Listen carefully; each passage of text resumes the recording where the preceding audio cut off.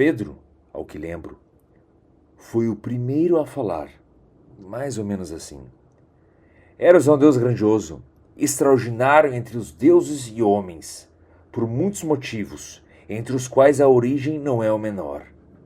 Ser entre imortais o mais antigo, declaro, representa distinção ímpar. Trago a prova. Ancestrais de Eros não existem. Ninguém jamais se referiu a eles.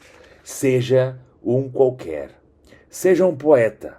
Hesíodo afirma que primeiro apareceu o caos, em seguida a terra, de amplos peitos, de todos assentos seguros sempre.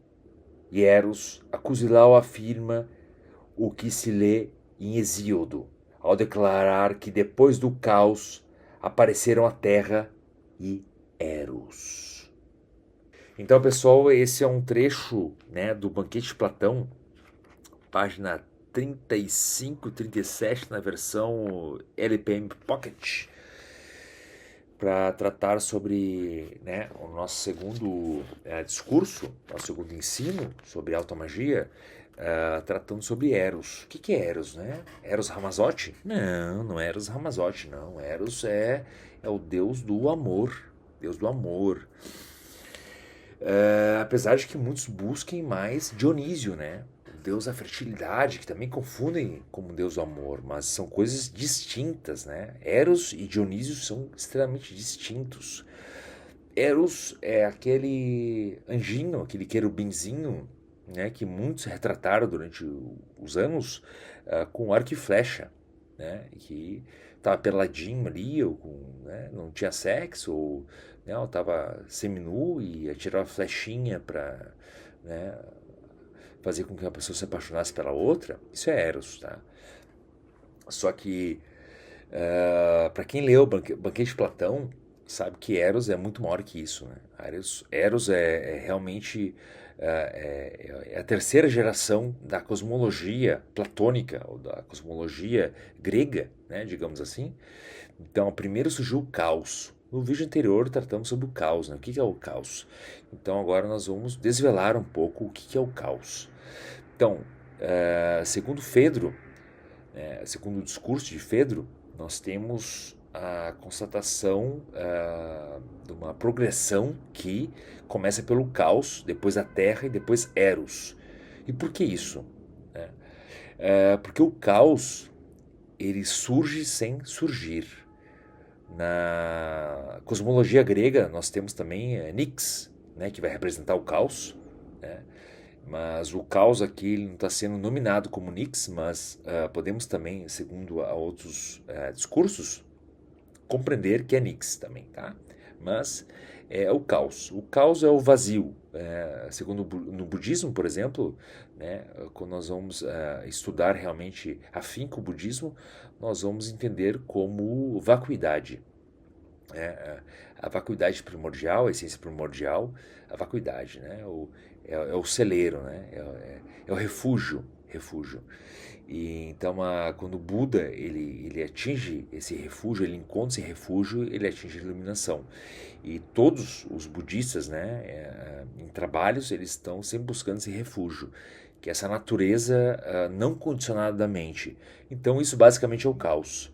Apesar de que encarnados temos pouco acesso a isso, né? Muitas pessoas têm pouco acesso, mas temos a possibilidade de experimentar o caos. Adentrando mais além nessa ancestralidade, ou nessa ascendência, no caso, né, nós vamos encontrar a Terra. A Terra é a nossa percepção, é o arquétipo humano, é o que nós vemos, é os planetas, é a ciência, é a arte, é a política, é tudo, é o comércio. Mas logo depois vem quem? Eros. Eros surge.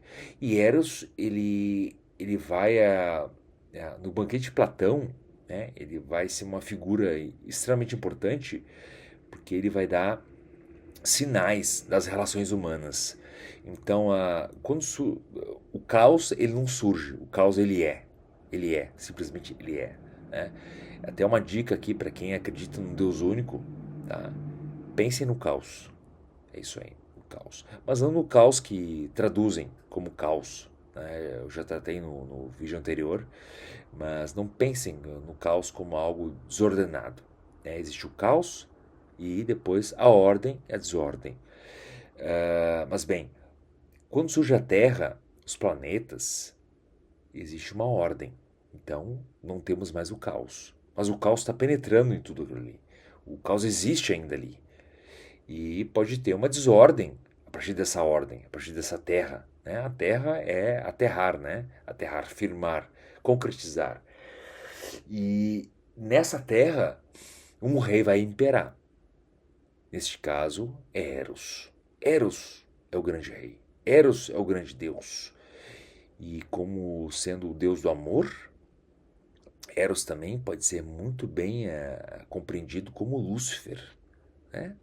Não é por acaso que Lúcifer é o portador da luz e também fora reconhecido pelos gregos como aquele que é da estrela d'alva, né? A estrela Vênus. E Vênus foi atribuído ao amor por consequência. Então, Eros e amor e Lúcifer estão completamente conectados. Só que nós entramos, né, quando a gente fala de amor, é muito fácil falar de amor, né? Eu já vi muitos poetas, muitos artistas aí falando de amor e eu amo isso, eu amo aquilo, e escrevendo poesias maravilhosas. Adoro as poesias, adoro poesia, escrevi muita poesia também, mas na prática, quando volta para a Terra, né, lembremos, temos caos, terra e Eros. Eros eleva a pessoa, né? A pessoa alcoolizada, a pessoa que usou algum entorpecente, ela tende a soltar um pouco mais, né? Ela fica mais leve, ela consegue subir mais. Só que essa leveza, ela faz a pessoa trocar de deuses. Ao invés de continuar em Eros, Eros é super consciente, super racional, super pontual, flecheiro, né? É Oxóssi, praticamente, né? Tô brincando, pessoal, mas é flecheiro, né? É arqueiro. E essas pessoas acabam caindo no Império Dionisíaco. E é aí que acontece o grande erro. O Império Dionisíaco, você se torna escravo de Dionísio, né? Dionísio, para Nietzsche, é o infernal. Para Nietzsche é o pior que o ser humano pode chegar, pois é uma prisão perpétua. Você nunca vai sair daquilo.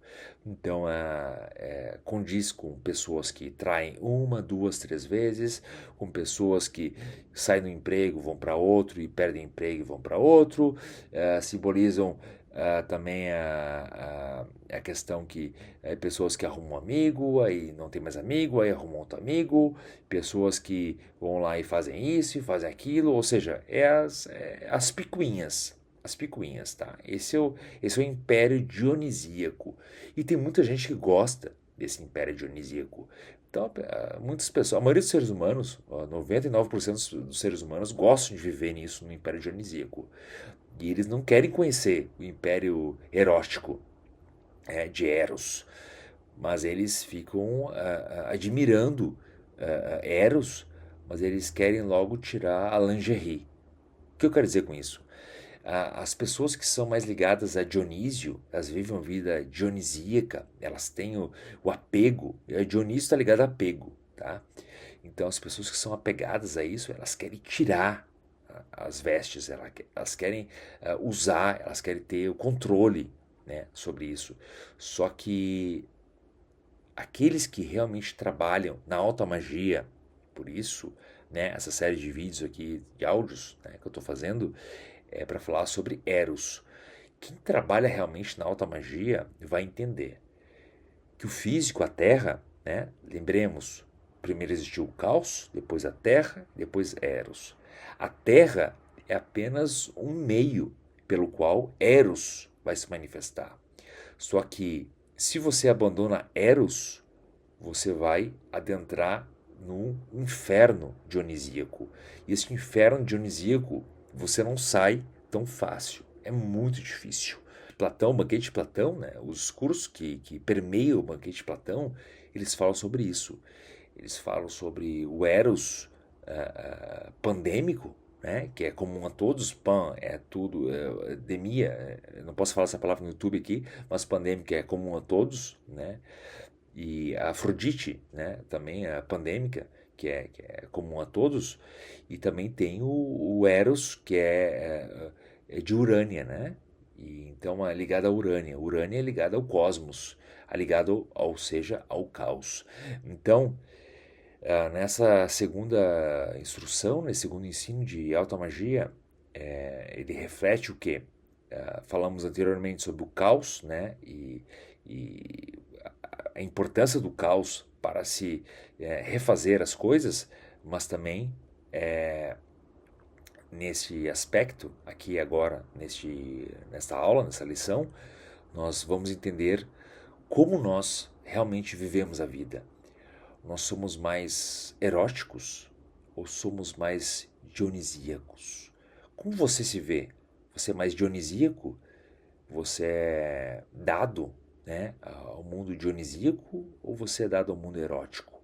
Lembrando que o mundo dionisíaco não é apenas o uso de entorpecente, não é apenas, né, e muito menos o mundo erótico, o mundo de Eros, é o hábito de contemplar a vida e fazer poesia. Não. E isso é um tema que a gente vai tratar no próximo ensino, né? Mas eu gostaria de saber de vocês aí. O que vocês acham disso? Vocês são mais eróticos ou dionisíacos? Até mais, pessoal. Salva nossa banda. Salva a Renda Lira.